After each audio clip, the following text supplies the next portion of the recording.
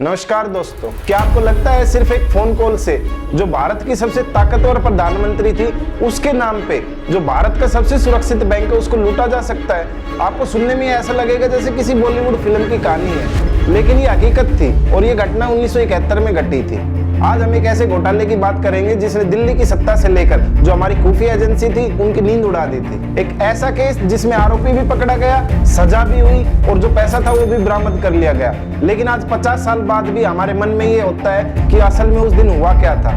तो चलिए इस मिस्ट्री को हम एक एक करके डिकोड करते हैं। ये बात है 1971 की और उस दौर के भारत को आप देखिए जब 1971 का साल भारत और पाकिस्तान युद्ध के कागार पर थे। पूर्वी पाकिस्तान धधक रहा था। इंटेलिजेंस एजेंसी रो और भारत सरकार के बीच में सीक्रेट मीटिंग का दौर जारी था। ऐसे माहौल में जो हमारे सरकारी बैंक थे उससे पैसों का लेन देन करना कोई बड़ी आम बात नहीं थी।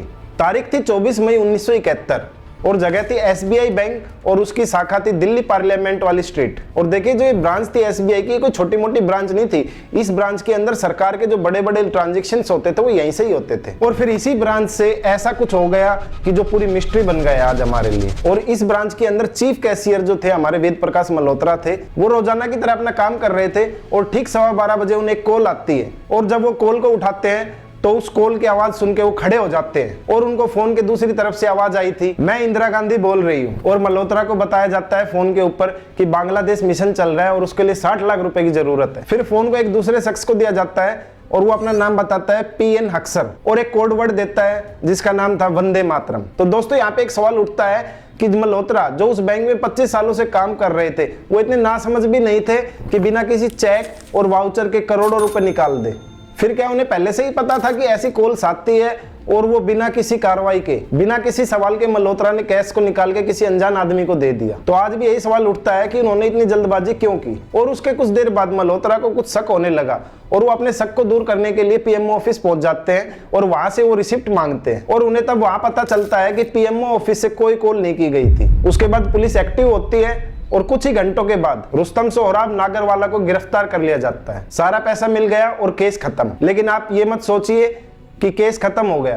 कहानी का असली ट्विस्ट तो अब निकल के आएगा। नागरवाला आम चोर नहीं था, वो आर्मी का एक्स ऑफिसर था और नागरवाला ने पुलिस के सामने कन्फेशन किया कि उसने मिमिक्री की थी। और दोस्तों गौर करने वाली बात यह है कि जो ये केस था इसका ट्रायल जो है कोर्ट के अंदर वो केवल 3 दिन ही चला। जहां भारत के अंदर छोटे छोटे मसले जो हैं वो कई सालों तक निकल जाते हैं कोर्ट के अंदर, और इतना बड़ा घोटाला कोर्ट में केवल 72 घंटों में ही फैसला सुना दिया गया। क्या कोई पर्दे के पीछे ऐसा इंसान था, उसको इतनी जल्दी थी कि इस राज को छुपा दिया जाए? कोर्ट का फैसला सुनाने के बाद इस कहानी का सबसे डरावना हिस्सा निकल के आता है। इस केस की जांच कर रहे आईपीएस ऑफिसर डीके कश्यप, जिन्होंने इस केस से रिलेटेड नागरवाला से कुछ सच को उगलवाया था, उनकी एक संदिग्ध कार एक्सीडेंट में मौत हो गई। इसके कुछ समय बाद ही जो नागरवाला जेल के अंदर बंद था उसकी भी मौत हो जाती है और कारण बताया जाता है हार्ट अटैक आ जाता है उनको।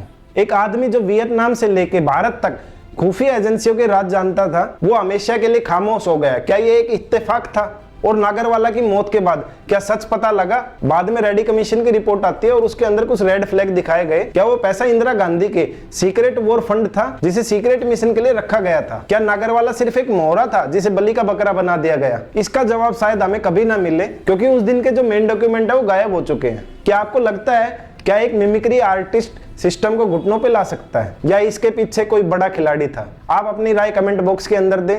मिलते हैं अगली वीडियो में, तब तक के लिए जय श्री राम।